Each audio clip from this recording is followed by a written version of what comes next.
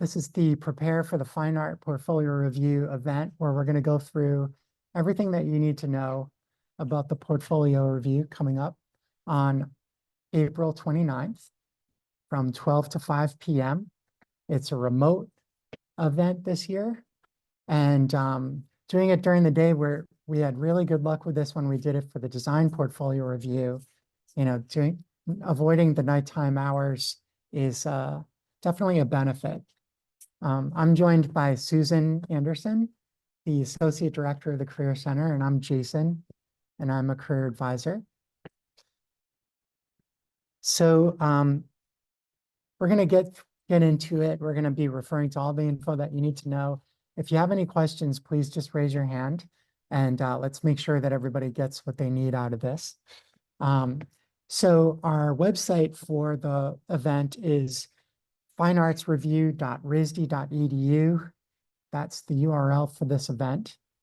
And as I said, it's taking place on April 29th, which is a Monday, from 12 to 5 p.m. We've got just over 50 organizations represented, and we're expecting a good showing from students as well. So in order to know who's coming, you can go to the participating organization page. And the URL for this, well, it's easy to get to by going to the For Students link on this website. Actually, it's under the participating organizations on the right-hand side for 2024. So really easy to get to this list. This list features the organizations, and it also has, like in short abbreviations, the majors that they've indicated interest in. So when they registered for this event, they got to look at every major that RISD has to offer, and they showed their preference. So this gives you time in advance to figure out what organizations you're interested in. Each of these listings has a hyperlink to go to their website so that you can check them out in advance. And if you don't see your major listed under an organization, that does not necessarily mean that you can't meet with them. They're just showing who their preference, the majors of preference are. So if an organization is listing painting, but you're in sculpture, as long as you can convey to them why you feel as though your work is relevant to the work that they show, an exhibit, or that they curate, that's all that you need to do in order to make these meetings fruitful for you. So the URL for artworks is risd.1220, and that's number 1, number 2, and then the word 20.com. And there's some terminology that we should go over. So for one thing, 1220, this is the platform that hosts artworks. Each schedule features 13 time slots. So the Lace Gallery is participating. They have one schedule with 13 different time slots. And the schedule runs for 20 minutes each for each time slot.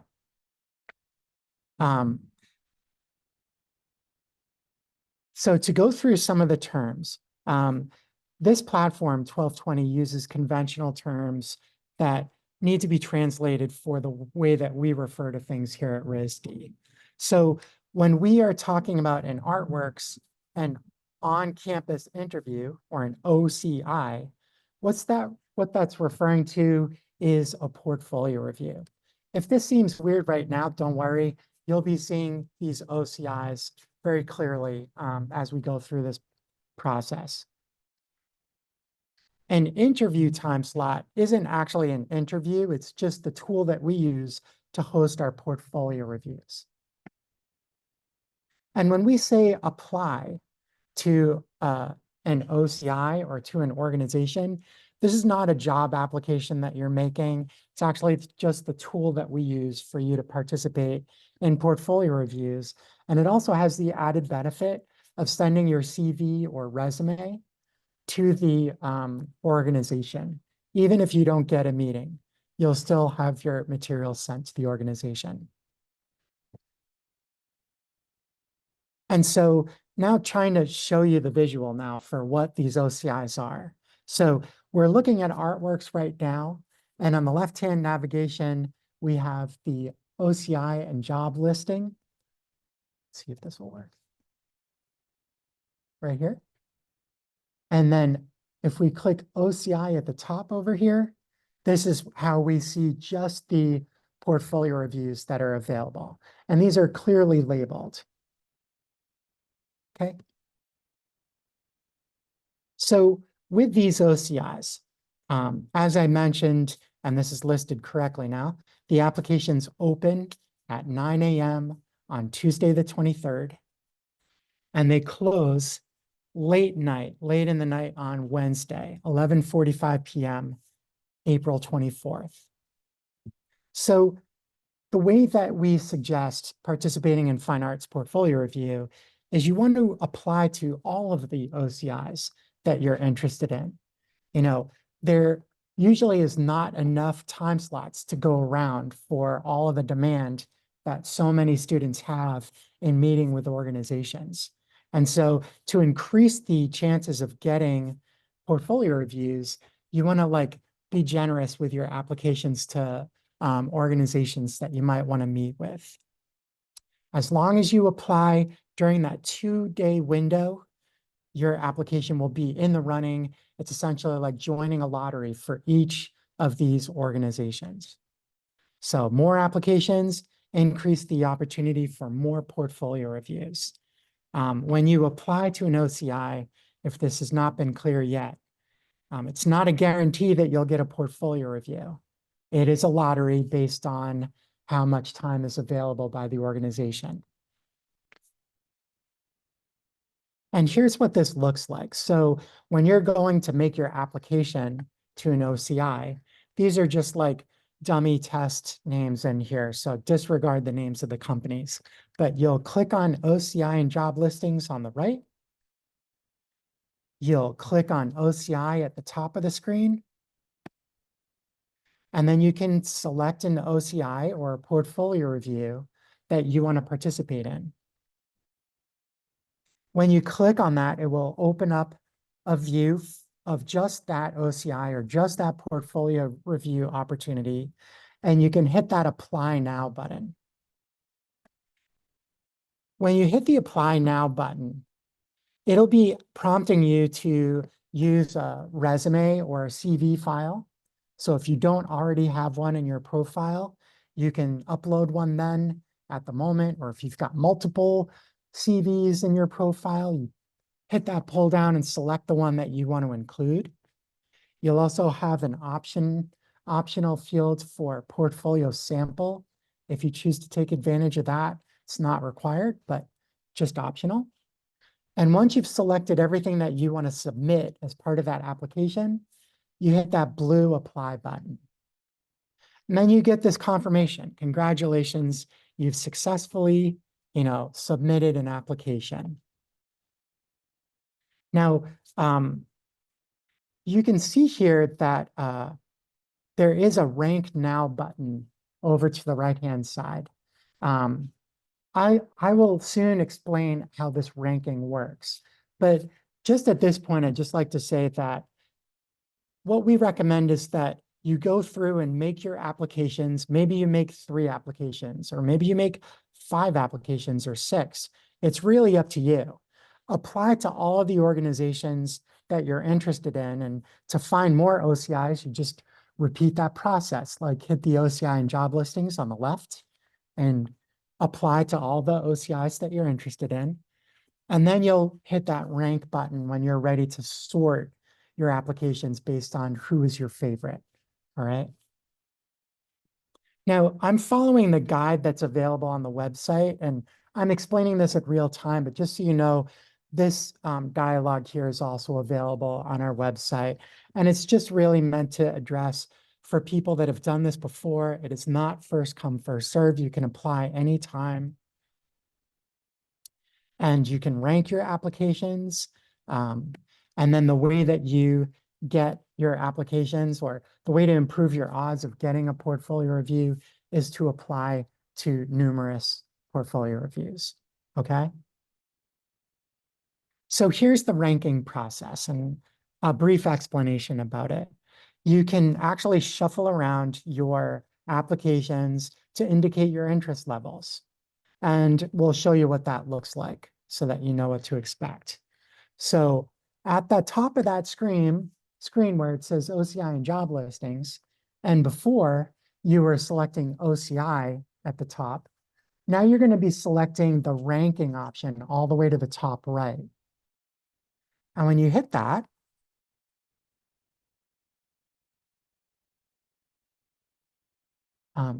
you can see that you can see all of the OCIs that you've applied to, and you can just simply click and drag them into the order that makes the most sense for you. The ones on top are highest priority for you. So the lottery will actually take your rankings into consideration. So if it starts to get competitive for a time slot in the lottery, it'll be looking at your ranking to help figure out to help improve the odds for the lottery. And just to make sure that it's clear, that ranking column that we're pointing out here does help to hit the point home that number one spot is the highest or top priority for you. Any questions so far? Cool. Yeah. If your major is not approved on reviewer, can you still rank them? Oh yeah, thanks for asking. So the majors of interest, let's call them, so when the organization registers and they indicate the majors that they're interested in, that by no means prevents you from signing up with them if they're not interested in your major. So that has no influence over the lottery. There's nothing that will stop you. Great. So your availability. Now, this is happening 12 to 5 on Monday, April 29th. And you may have an obligation. You may have an important class or an important meeting during that time. So you can block out your calendar so that the lottery doesn't book over that important time in your schedule. And here is how to do this. So once again, on that same OCI and jobs page that we keep looking at, you can go to My Interview Availability at the top. You can scroll the calendar over to the week that contains April 29th. And you could click on a time slot during that period of time. And when you click on a time slot, it gives you this pop-up so that you can set a time block in your schedule. So you might put in a class obligation that you have in the time frame. And then once you submit that, it has now created a blue block in your calendar that will be respected by the lottery system. So the lottery will avoid that time. Sometimes you will find an almost identical looking view of this by clicking the My Calendar on the left. We did give feedback to 1220 about this. It is weird that it looks the same, but you actually can't block out your calendar using that view. So like we said at the top, go to My Interview Availability at the top of the screen. That's where you can block out your calendar. All right. So the lottery results, they will be published by Friday, April 26th. So that's the Friday before the portfolio reviews. And this is where that My Calendar link comes in handy, actually. If you click on My Calendar, you'll be able to see your schedule with any of the portfolio reviews you've earned through the lottery. And so, if the portfolio reviews take place between 12 and 5 p.m. on Monday, on April 29th, then you'll see that here there's a little 20-minute time block here for a portfolio review with Art Fluent, who's, by the way, participating this year. So that is the system side of applying and participating in portfolio reviews.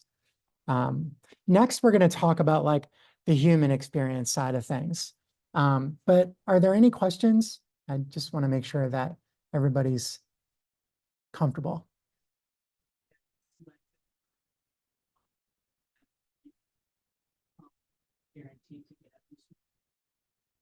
Yeah, thank you. So it is possible to get more than one portfolio review. And as we said before, the best way to improve your chances is to apply to like more than one OCI. So every application gives you a sort of like entry into the lottery. If someone was to apply to one OCI and that was it, they may not actually get a portfolio review if there's simply just if there's only 13 times available and there's high demand for that one schedule, then the lottery can't just fabricate new time slots. So it really is it is a good idea not only for the odds of getting a portfolio review, but also to consider that even though you may apply to an organization that isn't your favorite, they will have a valuable perspective to share with you. And they're here participating to give their, concerted effort and professional opinions. So it's a great chance to get like a different perspective that you may not have planned for. And just skipping forward a little bit, I had mentioned how like you apply to an OCI and that then means that they will definitely get your materials, right? So after this event, even if you didn't meet with these organizations, they are strongly encouraged to welcome your outreach. And we will be encouraging anyone to be reaching out to these organizations for future networking. And that can include a portfolio review down the line that you make up on your own time or a visit or something like that. Thanks for the question. So how to prepare? You want to consider what your goals are for the coming year. And that can include your passions and the focus of your work and being really prepared to concisely convey your vision for your practice or what your goals are. These are things that will, that you can practice and that you can practice with your peers. And it will help you to get the most out of this experience. And, more than anything, these reviewers are all participating in the event because of all of you, because of the quality of work, because of RISD's reputation and their past experiences. I mentioned that there were numerous organizations that come year after year to meet with you. So be yourself and just share your story. So some questions, potential questions that you could use. This is just meant as a starting point. We encourage you to come up with your own personalized questions, but you can ask things like what the reviewer thinks your strongest pieces are, or how to improve your presentation, or the way you've curated your portfolio. You could even ask a revealing question from the reviewer, like what they look for when they're thinking about representing an artist or showing an artist. What advice do you have for an emerging artist? What types of jobs do artists have to support themselves from their professional perspective? And even asking like, what's the best way for me to follow up with you? So any event that you participate in with the Career Center, they're all real world networking opportunities. So we're so fortunate that there's so much interest in the professional world for RISD talent. And so take advantage of it. Ask for their contact info. Ask how they'd like to be followed up with. And don't let this event be the end of the line. Keep in touch with them on a regular basis, maybe once per semester or once every other month. Send them an update from your recent work that you've done. Build a relationship, Now, how you'll actually be meeting with reviewers. I had mentioned that the event is remote. In the past, and if you've done this before, once again, we've used tools like Zoom. Well, we're very psyched to mention that our provider, 1220, has released a new video platform, and it runs all within Artworks. This worked really well for design review, and they've even refined it more in preparation for our fine art portfolio review event. So going right into Artworks, you'll see that you'll be doing your meeting with the reviewer. you can share your screen with the reviewer. And on the left-hand side of the screen, if you have multiple portfolio reviews, it actually shows your upcoming meetings. And if you had meetings that were back to back, one after the other, it's actually going to help you keep up with the timing and make sure that you're leaving one review in time for the next one. So it's a really handy tool for that. It's always wise to think about dressing intentionally and thinking about showing that you care. And however that translates for you, just showing that you care about your appearance and you want to impress them. And that can be creative. It can be something that you think is more business casual. It could be more formal. It's really whatever you decide to make it. Just showing that you care. And of course, going along with the appearance is like the remote etiquette that we've all become so accustomed to through online classes and meetings. So just making sure that your setup is ready to go, your battery's charged, your Wi-Fi signal strong, you're eliminating noises and distractions from the room, the space is well lit, all of those things that just help you to eliminate technical and visual problems so that you can focus on this insanely cool opportunity that you have to meet with a professional out in the world, right? And you've got 20 minutes to have your meeting. Some people might think that that's a long time, but actually it does go by quite quickly. So being prepared in advance is always going to help you get the most out of this opportunity. So for starters, one question that we get often is like, well, what is the agenda for this meeting? Like, am I supposed to drive? Am I supposed to take the reviewer through my work? Or does the reviewer tell me what to do? And frankly, you never know. You just want to be prepared for anything.